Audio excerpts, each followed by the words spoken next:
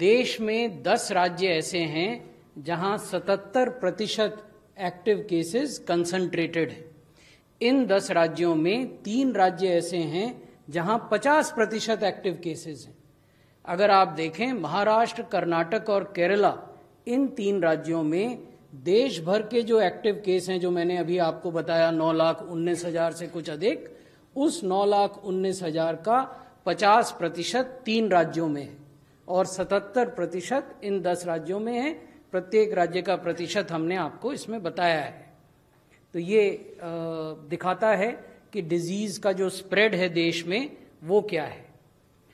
अब अगर प्रत्येक राज्य में देखें कि एक्टिव केसेस की संख्या में बढ़ाव हो रहा है कि घटाव हो रहा है, क्या हो रहा है, ये ट्रेंड एनालिसिस है।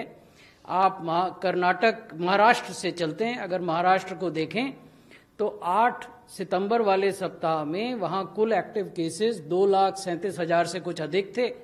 आज वो 2,52,000 हैं। बीच में वो बढ़कर 2,75 भी हुए थे, 2,91 भी हुए थे, अब नीचे आए हैं, लेकिन 8 सितंबर की तुलना में अभी भी अधिक हैं।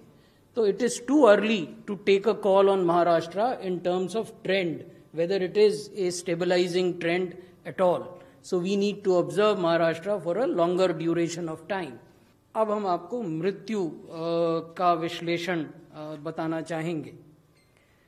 देश में 25 जिले ऐसे हैं जहां कुल कोविड की मृत्युओं का 48% मृत्यु केवल इन 25 जिलों में है। 48% of total COVID deaths are concentrated in 25 districts of the country, and these 25 districts are in 8 states.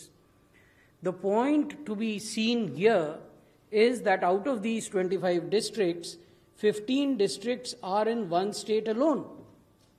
जिन 25 जिलों में 48% मृत्यु कंसंट्रेटेड है, उनमें से 15 जिले महाराष्ट्र के हैं, 2 जिले कर्नाटक के हैं, 1 जिला तमिलनाडु का है, 2 वेस्ट बंगाल के हैं, 2 गुजरात में हैं, 1 पंजाब में है, 1 जिला उत्तर प्रदेश में है और 1 आंध्र प्रदेश में है।